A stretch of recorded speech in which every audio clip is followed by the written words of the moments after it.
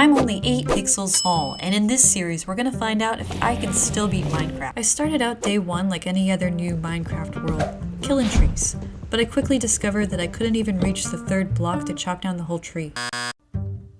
I also quickly learned that my reach was not so good, and fall damage was going to be a constant problem. I got lucky and spawned next to some sheep, so I went on a hunt in hopes of making a bed.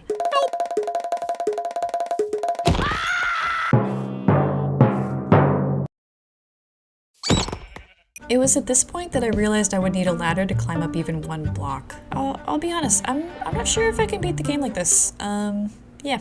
After killing the 3rd sheep and making a bed, I dug out a luxurious dirt hole, which would act as my base starting out. Nice! I then quickly grabbed some stone and used a ladder to cut down, most of a tree. After this, it was already getting late, so I ran back to my dirt hole. As I looked out at the horrifying giant mobs spawning that first night, I realized there were a few hurdles I would need to overcome in order to succeed. Problem number 1. My vertical is, lacking, to say the least. Ladders work, but they're slow. I think a better solution would be to use a water bucket and swim up each block. Problem number 2, my reach, no good. I had to stand directly under the sheep in order to hit them, so a bow would probably be a nice solution. Problem number 3, I am extremely slow. It takes forever to get anywhere, so getting a mount would be really helpful, which means I need a saddle, so I think my best bet might be fishing. I'm hoping some spiders spawn tonight so that I can maybe get some string off them the next day. After checking for creepers, I ran out. I looked for spiders, but I didn't see any, so instead I got to work. I chopped more trees using the ladder method, and I started a farm. I also found a chicken, which I figured would be helpful for arrows. I tried to convince it to come home with me, but this chicken was not interested. I presented it with its favorite food and the promise of a new home, but nothing. Waved it around, jumped in its face, nothing. Yeah, I think I'm having a hard time staying in its line of sight due to my height, so this could be a problem. So I went home chickenless and did some mining for the rest of the day where I found coal and iron.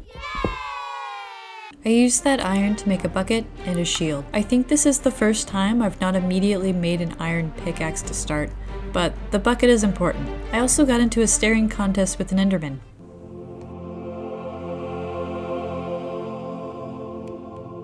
And he did not care. Nope. The next day, I decided to give the chicken a lovely new home. This hole in the ground. I also used the bucket for the first time to get around, and it worked pretty well. I was still slow, but it was an improvement at least. I also found I could use it to break my fall, so that was nice. That night, I saw a spider spawn outside, so I quickly made some armor and went to sleep. The next day, I got way too close to a spider that was way too large and made my attack. I also took out this skeleton who was chilling in my pond.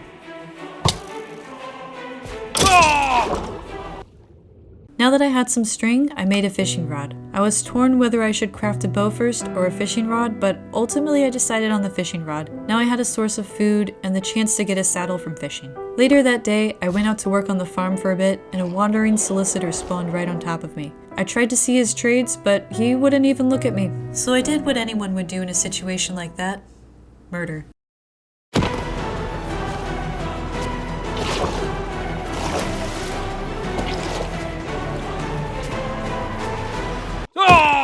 I took his leads and ran away from the incoming spitballs that were literally larger than my entire person.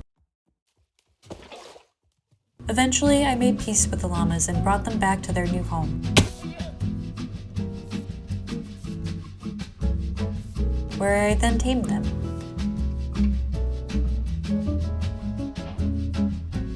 I also brought back the chicken using the lead. Yeah, the wandering trader was extremely helpful. Hopefully his friends come by. You know, maybe they'll start a search party for their missing friend or something. Yeah, they're all welcome here.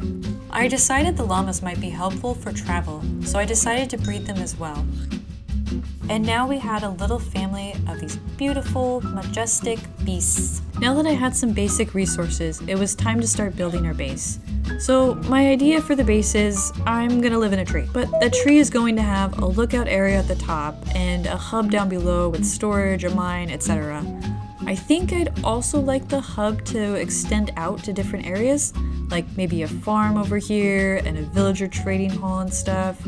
And maybe I'll even connect them by minecarts so I can travel quickly between them. But I kind of wanted something different than oak and birch, which was all I had around. I was hoping to find either spruce or dark oak instead. So it was time for a little trip. I set out and found that even though it took a long time to get there, I actually wasn't too far from a dark oak forest. I crossed the plains and came to this river and decided to cross by boat. However, it was difficult to place. Again, reach no good. Then I finally placed the boat and this happened. Yeah, I couldn't see anything, but I could kind of see in third person mode, and eventually I made it across and collected some dark oak and plenty of saplings.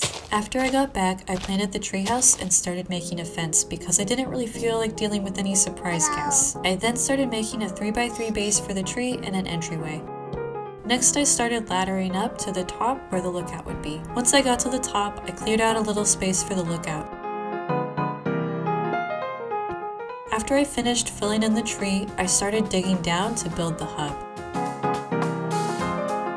Once I dug down deep enough, I started clearing the space, making it 2 blocks high. I then started adding furnaces and storage. I also built a little bedroom nook and started filling in the floor. I used oak and stripped oak for the spokes of the hub. After I finished filling in the floor, I started working on the hub entrances. I made mini hobbit hole type entrances with stairs and trapdoors. And this is it so far. I also brought over some cows with the leads and started breeding them. Now that I had my base set up, it was time to get better gear. So I started mining out from the hub, and then I started mining down 1 block at a time with ladders. This was kind of slow, but I couldn't think of a better way to do it, and it works. I heard water and a zombie on the way down, so I figured I was close to a cave, so I continued cautiously mining down. Then I looked down and realized I had run into an abandoned mine shaft. This was a little more than a cave. This was a pit of death, but this would be a great source of string, rails, and even the potential to find a saddle. I was pretty sure I would die a lot, but I definitely needed to check this out, which is what we'll do in the next episode. Thanks for watching, I'll see you then.